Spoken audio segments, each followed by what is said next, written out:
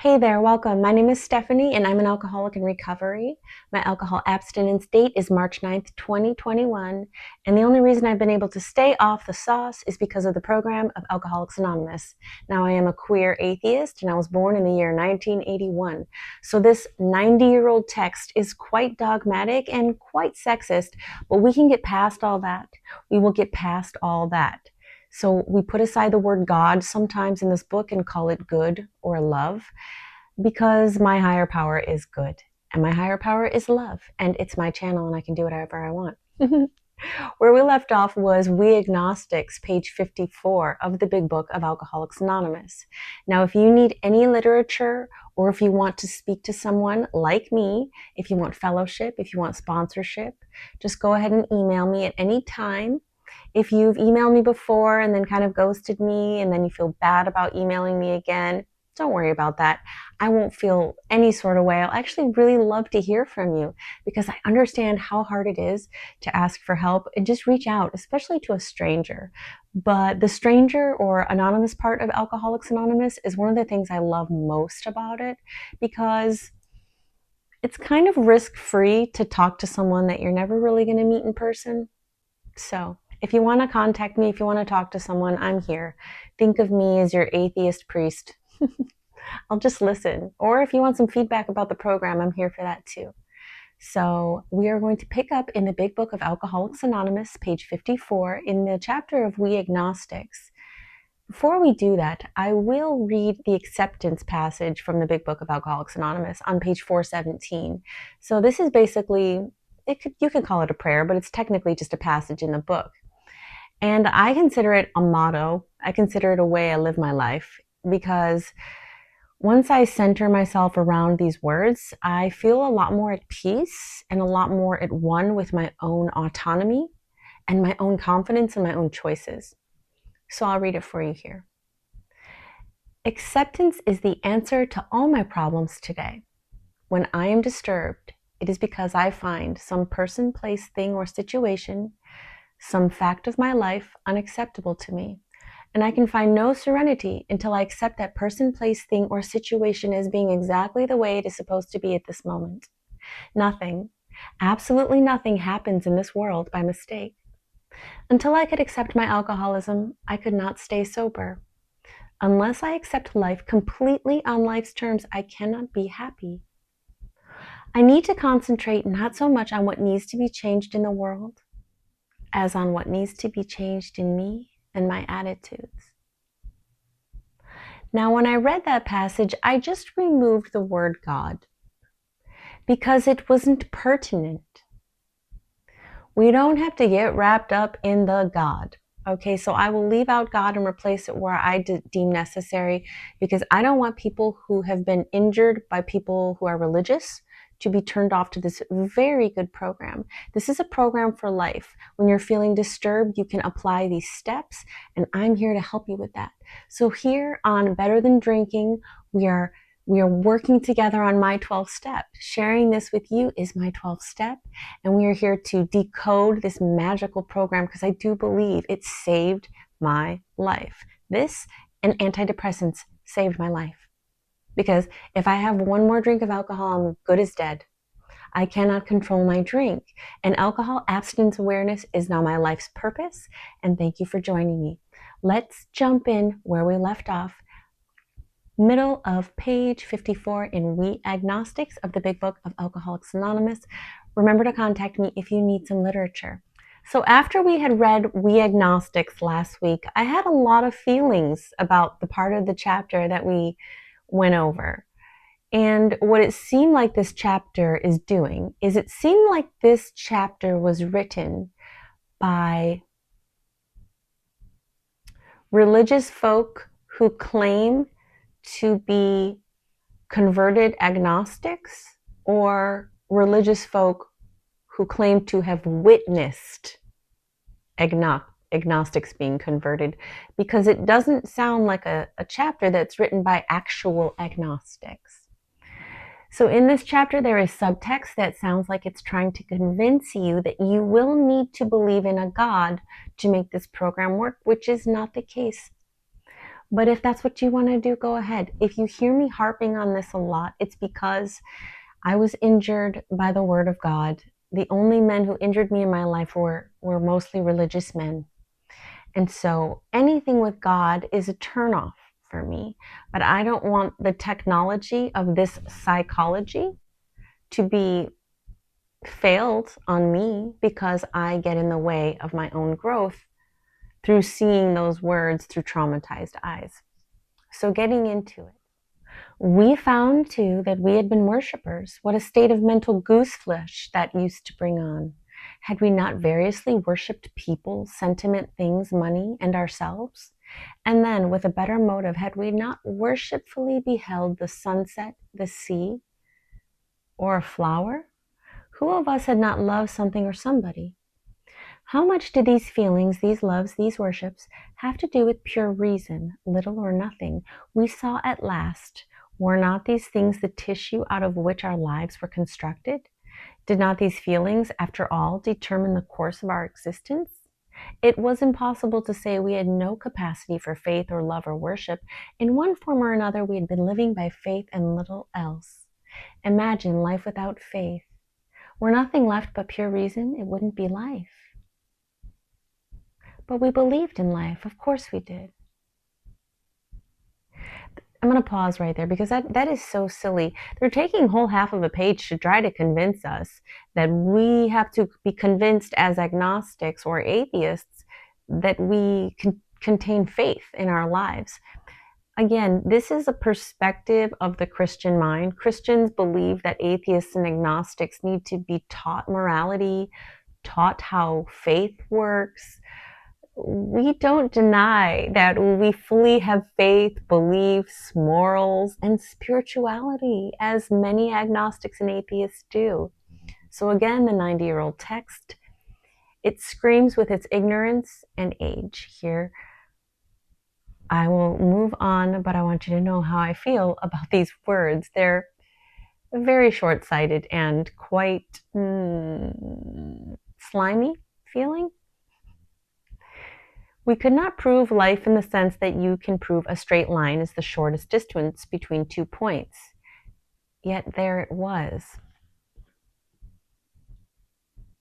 Could we still say the whole thing was nothing but a mass of electrons created out of nothing, meaning nothing, whirling on a destiny of nothingness? Of course we couldn't. Pause. Again, atheists and agnostics are not people who believe in nothingness. That is stupid, okay? That is an extremely Christian belief set, which we will abolish here. Because we are true agnostics and atheists, we know that we can have a higher power that's called love, goodness, Mother Nature, spirituality. How about just positive energy? Why can't that be our higher power? And we can have faith in that. We don't claim to have faith in nothing. We just have faith in things that prove true. And a spirituality that doesn't hold a Christian God holds much more truth. There's more spirituality in the symbiosis between positive and negative electrons, to me, than there is in the Christian God. In the biology of the human, the permeability of a cell and the pH balance that allows or disallows such a thing, there is a higher power in that science. So again, the big book, though I love it and though I love the program, here in this chapter, there's a lot of sticky verbiage that can push people away from a very useful program. The steps are quite useful when applied. And this book is very helpful. But here, they will try to steer you from using rational thought, science, and belief to support your spirituality. The thing is, the Christian spirituality does rely in a belief in the unbelievable. It does rely, Christian spirituality does rely on a belief in a nothingness, a non-proof.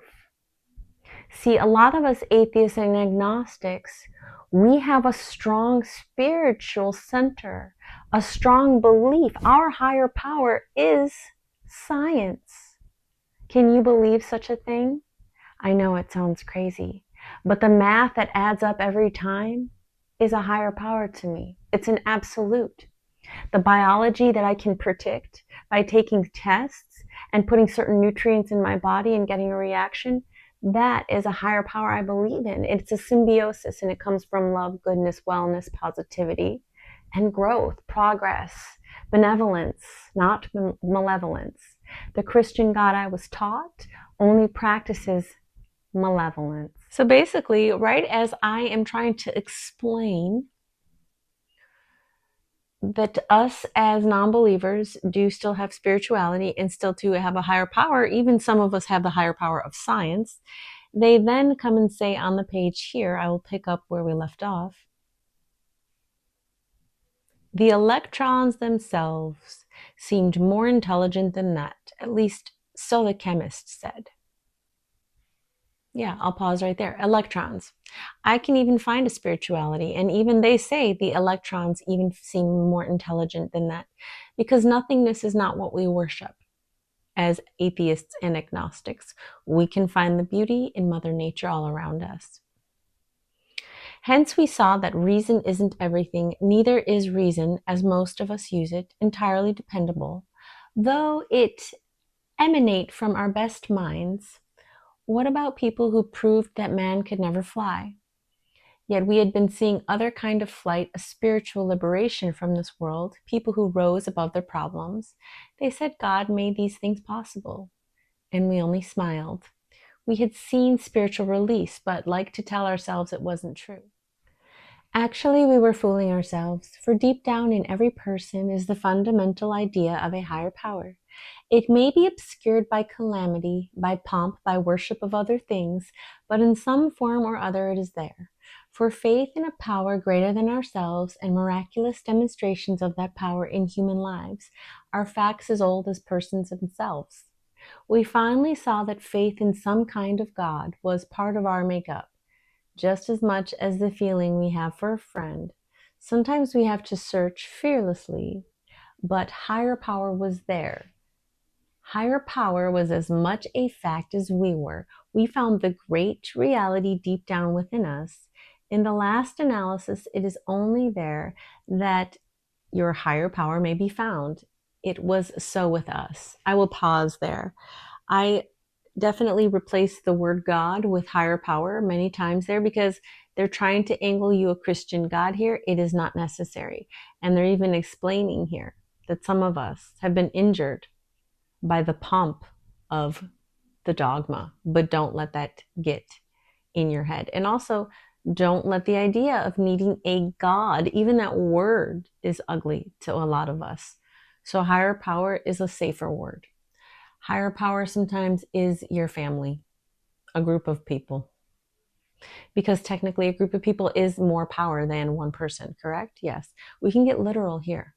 Finding your spiritual center, finding your purpose, finding your higher power, finding your place in your own spiritual center, in your own spiritual garden. A lot of us spend time outside, and I really encourage the journaling, being creative on paper. We can only clear the ground a bit if our testimony helps sweep away prejudice, enables you to think honestly, encourages you to search diligently within yourself. Then, if you wish, you can join us on the broad highway. With this attitude, you cannot fail. The consciousness of your belief is sure to come to you. In this book, you will read the experience of a person who thought they were an atheist. Their story is so interesting that some of it should be told now. Their change of heart was dramatic, convincing, and moving. Oh boy, brace yourself, friends. They're going to try to convince us that you can be a convert. But I'm here to tell you that's not necessary for this program to work, and we'll continue for respect of the program in the big book. Our friend was a minister's son. He attended church school. where he became rebellious at what he thought an overdose of religious education. For years thereafter, he was dogged by trouble and frustration, business failure, insanity, fatal illness, suicide. These calamities in his immediate family embittered and depressed him. Post-war delusionment, ever more serious alcoholism, impending mental and physical collapse brought him to the point of self-destruction. One night, when confined in a hospital, he was approached by an alcoholic who had known a spiritual experience. Our friend's gorge rose as he bitterly cried out, "If there's a God, he certainly hasn't done anything for me." But later, alone in his room, he asked himself this question: is it possible that all the religious people I have known are wrong? Let's pause there. Yes, that's highly possible. Okay, I'll continue now. While pondering the answer, he felt as though he lived in hell. Then, like a thunderbolt, a great thought came. It crowded out all else. Who are you to say that there is no God? This man recounts that he tumbled out of bed to his knees. In a few seconds, he was overwhelmed by conviction of the presence of God. It poured over and through him with the certainty and majesty of a great tide at flood. The barriers he had built through the years were swept away. He stood in the presence of infinite power and love. He had stepped from bridge to shore. For the first time, he lived in conscious companionship with his Creator. Thus was our friend's cornerstone fixed in place. No later vicissitude has shaken him. Okay, I don't know what the word vicissitude means, but you know I'm going to be looking that up. His alcoholic problem was taken away that very night years ago and disappeared. Save for a few brief moments of temptation, the thought of drink has never returned, and at such times a great revulsion has risen up in him. Seemingly, he could not drink even if he would. God had restored his sanity. What is this but a miracle of healing? Yet his elements are simple. Circumstances made him willing to believe. He humbly offered himself to his Maker, then he knew. Even so, as God restored us all to our right minds, to this man the revelation was sudden. Some of us grow into it more slowly, but he has come to all who have honestly sought him. When we drew near to him, he disclosed himself to us. Alrighty, let's pause there. Ay, Dios mío. Okay. I speak Spanish when I feel exasperated.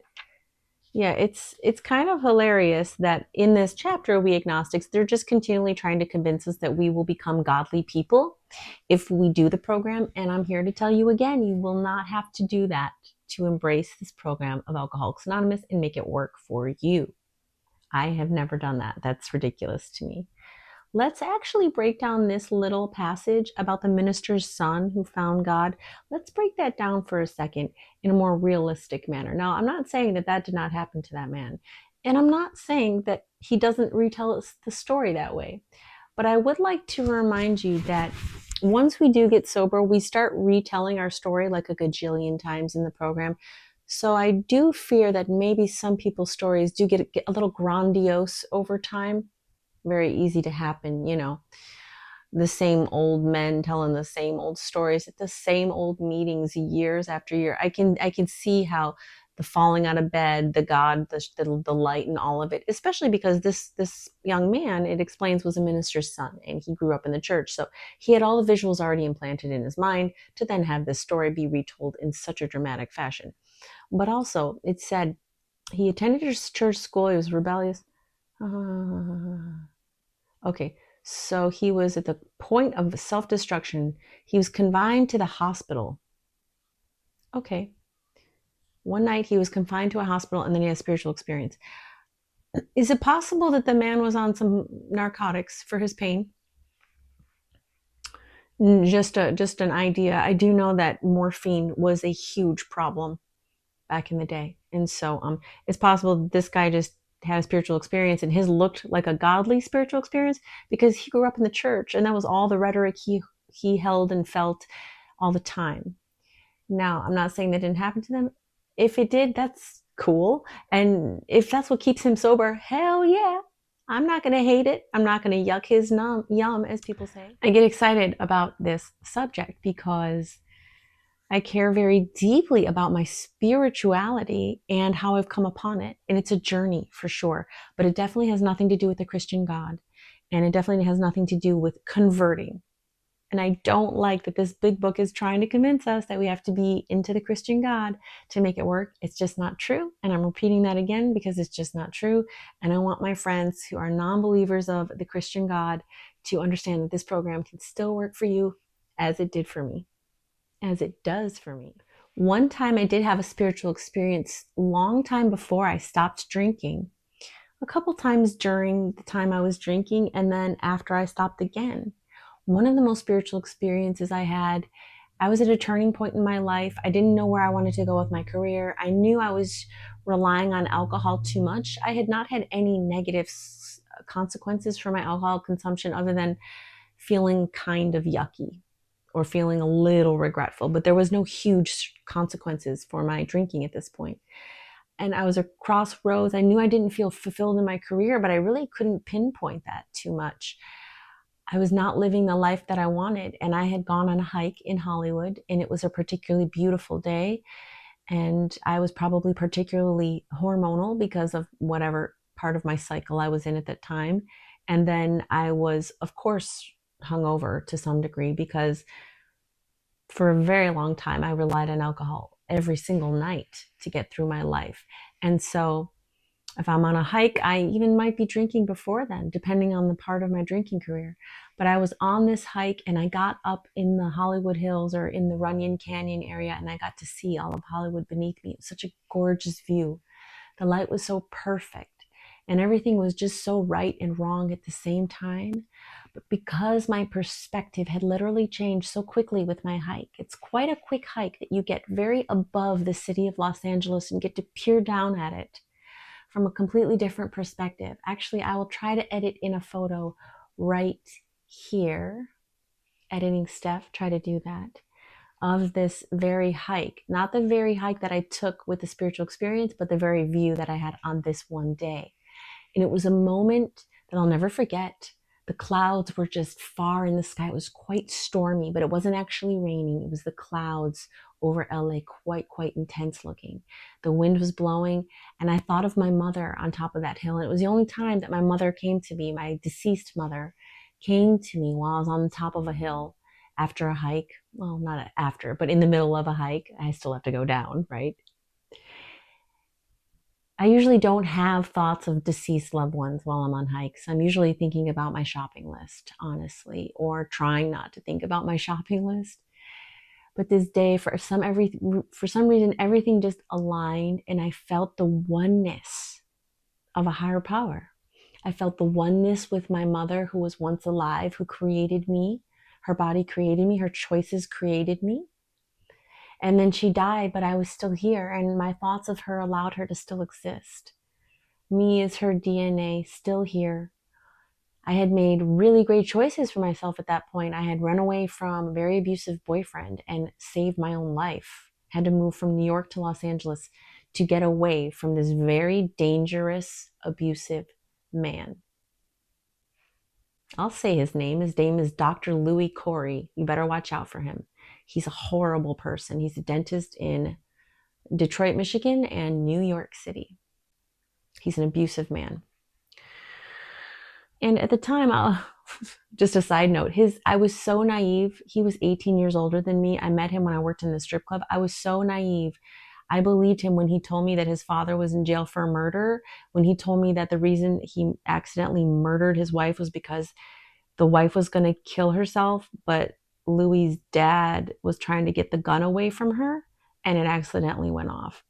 And he was in jail for murder. And Louis was trying to convince me that, oh no, this is just an accident. And then I saw the real side of Louis. And still, first, it took me 6 years to get fully pulled into that relationship and run away.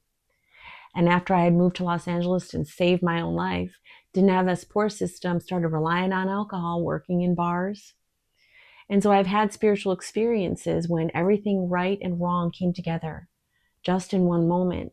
And I had awakenings, spiritual awakenings that had nothing to do with a Christian God, nothing to do with going to church. Now I have felt very spiritual when I look at a beautiful architecture of a church. There's one in Pasadena here that just brings me to tears. Again, I'll put a picture in here.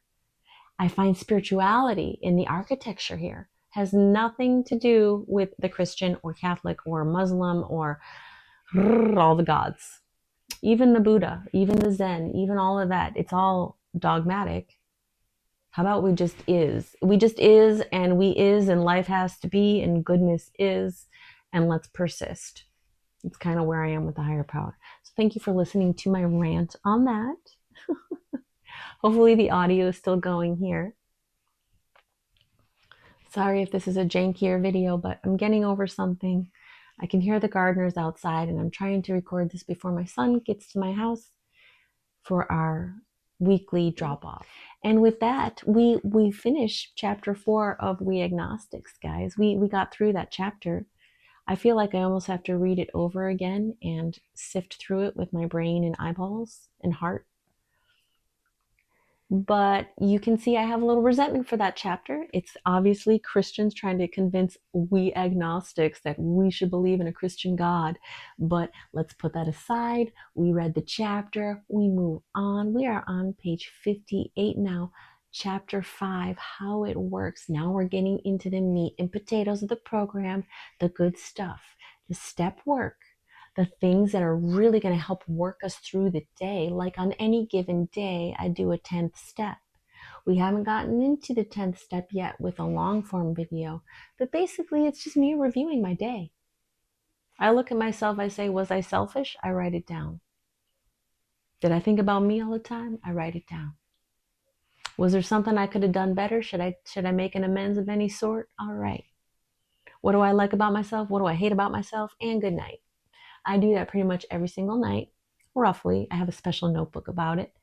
And these are what we will get into in chapter 5 of How Alcoholics Anonymous, page 58. Rarely have we seen a person fail who has thoroughly followed our path. Those who do not recover are people who cannot or will not completely give themselves to this simple program. Usually, people who are constitutionally incapable of being honest with themselves. There are such unfortunates. They are not at fault. They seem to have been born that way. They are naturally incapable of grasping and developing a manner of living which demands rigorous honesty. Their chances are less than average. There are those, too, who suffer from grave emotional and mental disorders, but many of them do recover if they have the capacity to be honest. Our stories disclose in a general way what we used to be like, what happened, and what we are like now. If you have decided you want what we have and are willing to go to any length to get it, then you are ready to take certain steps. I'm pausing there. Are you excited? Because I'm excited. Because when I found this program, I was about to die. I could not stop drinking alcohol. It was killing me. So let's save our own lives and kill some time here and move on, because here are the steps, the amazing, magical steps of the program of Alcoholics Anonymous. At some of these steps, we balked. We thought we could find an easier, softer way, but we could not. With all the earnestness at our command, we beg of you to be fearless and thorough from the very start. Some of us have tried to hold on to old ideas, and the result was nil until we let go absolutely. Remember that we deal with alcohol, which is cunning, baffling, powerful. Without help, it is too much for us. But there is one who has all power, and that one is your higher power. May you find your higher power now. I will pause there. It says, some of us had tried to hold on to our old ideas, and the result was nil until we let go absolutely. It took me a long time to realize what they mean by that. What they mean by old ideas is the old idea that I can drink safely. That is the one idea that we hold on to as alcoholics. Oh, I can drink sometimes. Oh, I can drink once in a while, or I can drink a little, or I can drink only this type of alcohol, right? We're always telling ourselves ideas, beliefs. And that is it right there. We all try to hold on our old ideas that, we can drink responsibly. What an idea. And then here they say that alcohol is cunning, baffling, and powerful. And isn't that so? We're always like, why did we do that? Why did we have a fifth Jägermeister? Why? It's cunning, it's desirable, but once you have it inside of you, it now has hold of you. And that's why we have to come to understand that there is no amount of alcohol that can be consumed by someone who has an alcohol abuse problem. That's me. That's why I cannot drink alcohol at all. And I've admitted that and I'm okay with it. And now that I've labeled it, I'm not going to judge it. I'm not going to be shamed by it. I'm going to be accepting of it. And if you indulge this holiday season or any time recently, don't feel shame. I'm not here to judge you. I understand why you love alcohol. I truly do. I get it. I just know that if I ever drink again, I'll die, but I don't want to die. So that's why I'm here, to be here for you, to remind you that you don't need a Christian God to find yourself a higher power. You don't need alcohol to find peace today. I go for walks. They really help. I know it sounds so simple, but going for a walk, listening to the birds and the wind and the trees, it really helps clear my mind, puts me in a different headspace. I always think 2, 3, 4, 5 steps ahead. Yeah, I consider having a drink once in a while, but guess what? I never do, because I think 2, 3, 4, 5 steps ahead, and I realize that I will regret it and I will ruin a bunch of beautiful things and trust that I have built in my alcohol abstinence time. So continuing, we're going to read the steps because I have a few more minutes before my son arrives and I have to go into mom mode, but I'm so excited because this is what's really important about the program. The actual fundamentals, these are the actionable items, the actual things. If you like homework, this is how we can achieve sobriety. Let's read. Half measures availed us nothing. We stood at the turning point. We asked his protection and care with complete abandon. Here are the steps we took, which are suggested as a program of recovery. Number 1, we admitted we were powerless over alcohol, that our lives had become unmanageable. Number 2, came to believe that a power greater than ourselves could restore us to sanity. Number 3, made a decision to turn our will and our lives over to the care of a higher power as we understood higher power. Number 4, made a searching and fearless moral inventory of ourselves. Number 5, admitted to our higher power, to ourselves, and to another human being the exact nature of our wrongs. Number 6, we're entirely ready to have our higher power remove all these defects of character. Number 7, humbly asked our higher power to remove our shortcomings. Number 8, made a list of all persons we had harmed and became willing to make amends to them all. Number 9, made direct amends to such people whenever possible, except when to do so would injure them or others. Number 10, continued to take personal inventory when we were wrong and promptly admitted it. Number 11, sought through prayer and meditation to improve our conscious contact with God as we understood God, praying only for knowledge of their will for us and the power to carry that out. Number 12, having had that spiritual awakening as a result of these steps, we tried to carry this message to alcoholics and to practice these principles in all our affairs. That's me. I'm at number 12. And this is my message to you. These steps work. I'm so excited that we're finally into the actual steps of the big book of Alcoholics Anonymous, because this is where the healing really begins. This is the homework we do. When you feel like drinking, we come back to the book. We come back to this video. We come back to this channel. All the resources here. You have me. You have this literature. The website is www.aa.org, not .com, but .org, because it's a nonprofit organization. There is no one leader. It is self-supporting by dues, and you do not have to give a due, especially if you're a newcomer. There are online meetings, and there is a meeting guide app. Look for your meeting guide app. So you can download this app, and then you can look anywhere in the world, wherever you are. The meeting guide app will have online and in-person meetings as well. So I will pause it there at the end of at the top of page 60, at the end of step 12. I will pause it there for now, and we will get into the rest of chapter 5, which is called How It Works in the Big Book of Alcoholics Anonymous, on our next episode. Thanks so much for joining me here today. I hope you made it this far. If you have made it this far, let me know what you're looking forward to in the year 2026. It sounds like the future. Isn't it weird? 2026. I'm wishing you all the best wellness. Please don't drink today. Drop me a line anytime you want to. Like, subscribe, share this video if you can. No drinking. Keep smiling. Namaste.